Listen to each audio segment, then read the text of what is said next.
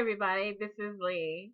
And in previous videos, I talked about the past suppression of votes, the election fraud, the accusations of criminal behavior by voters when it's actually the elected officials who are engaging in criminal behavior against the voters, corrupting the whole electoral process.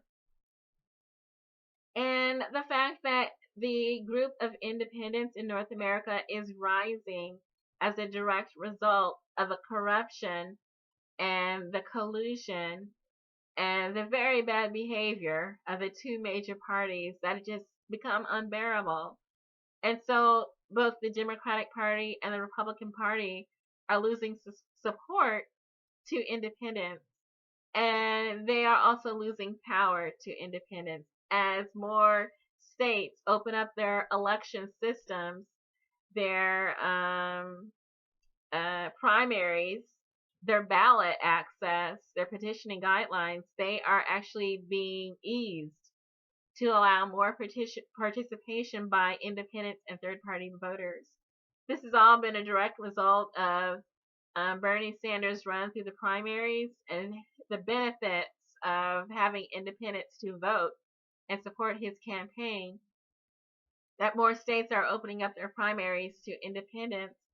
And the fact that even as of 2016, Bernie Sanders was able to come up to nearly half of the delegates of Hillary Clinton, and many people suspect that if not for the election fraud, that he actually surpassed Hillary Clinton based on the primaries that were open in 2016, and then the caucus system too. And so now more states are opening up their primaries, meaning that another independent candidate can run through those primaries, and then the additional primaries having independents support their campaigns. And then in the caucus states too, that it's trending towards support for independence. And so we should not feel captured or subjugated by two corrupt minor parties. And so we've talked about how independents are gaining in power. We've talked about how there's an effort to suppress the votes, how to combat that, how to fight for voting reform, election reform, and then expanding the voting process rather than constricting it. And so, what does that look like for example, and there's an article at Truth Out. It's written by Steve Early. He's a union labor organizer. And he's written about the situation in Richmond, which was an oil town. I'll look at the title here. Populist coalition beats back Chevron in California refinery town. This is by Mark Carlin, and it's dated February 12th. And so I'm going to read two paragraphs that basically shows what this article is about. Steve Early says, in the last 3 election cycles alone, Chevron, its labor allies, and other big special interests spent more than $7 million trying to elect business-friendly candidates and defeat activists who are trying to make their cities safer, cleaner, greener, and more equitable for all its residents. Chevron's tendency to put production and profit ahead of workplace safety, community health, and the future of the planet provides no shortage of issues to organize around between elections. Thanks to their year-round, non-electoral work, candidates fielded by the Richmond Progressive Alliance, or RPA, have won 10 out of the 16 municipal races they have entered since 2004. And so including in that is the fact that the progressives of Richmond control 5 out of 7 of the city council seats in that city, and that they formerly had a Green Party mayor who was term limited out, and so now they have a liberal Democrat mayor. But the city council is 5 out of 7 progressives, which is terrific. And so Richmond was able to show us that it can be done. when people really focus and come together and unite on issues, it can be done. And so, you know, we look at a lot of the progressive parties or that organizations that have sprung up since Bernie Sanders. I think following his run, maybe 4 5. I'm losing count really of the progressive organizations that have sprung up since Bernie Sanders' primary run ended. And then there have been progressive organizations prior to Bernie Sanders, his primary run. There's a Progressive Party in Vermont, there's Peace and Freedom, Socialist Alternative, Democratic Socialist, Green Party, Peace and Freedom. Did I say that already? But there are many progressive organizations all trying to affect the system. And there's different criteria, different segments, different targets. Some are looking to target the U.S. Congress. Some are wanting to fill female candidates or focus on women's issues. Some are focusing on third-party candidates. Some are focusing on independents. Some are focusing on write-ins. So there are different focuses. And then there's one group that's trying to draft Bernie Sanders to be their party head. And so many different agendas, but really the same agenda. And so this is what's called fragmentation. But anyway, Steve Early has a solution for that too. Again, there was a fragmentation of the progressive groups in Richmond, but they solved that problem and they were able to constructively and productively get candidates into office based on where their issues and policies intersected. They were able to work together.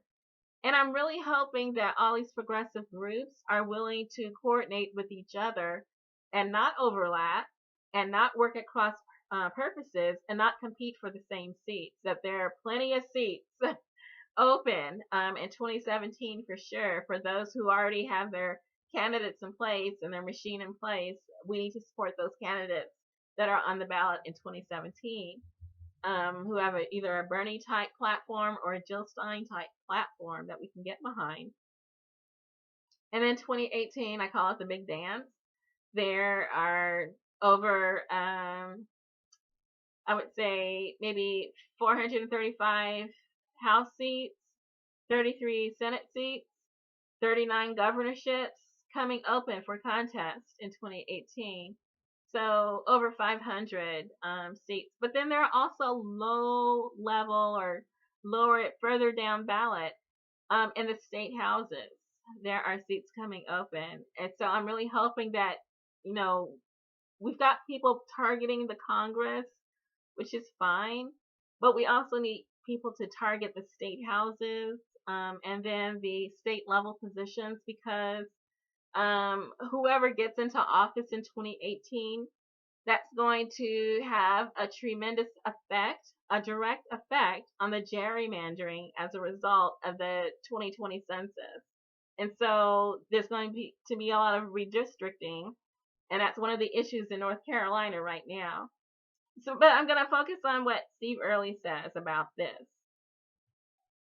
He says that the RPA, the Richmond Progressive Alliance, was formed by California Green Party members, dissident Democrats, political independents, socialists of varying stripes, trade unionists, environmental justice advocates, immigrant rights defenders, and other single-issue campaigners. They agreed to set aside differences on bigger picture issues and a sometimes overly competitive focus on their own narrower agendas in favor of creating a united front around achievable city-level goals. This ecumenical approach and a commitment to running viable, corporate-free candidates stands in sharp contrast to the self-defeating sectarian divisiveness and political marginalization of too much of the left. And so I really feel that the rise of progressive groups is a signal that there is an energy that has sustained itself. It has not been defeated. It's ready to roar. back at the machine, at the system in 2017 and 2018. We can. Some people are kind of talking fondly of who's going to be the president in 2020, but it's too soon for that. We need to focus on the political landscape that's happening right before us.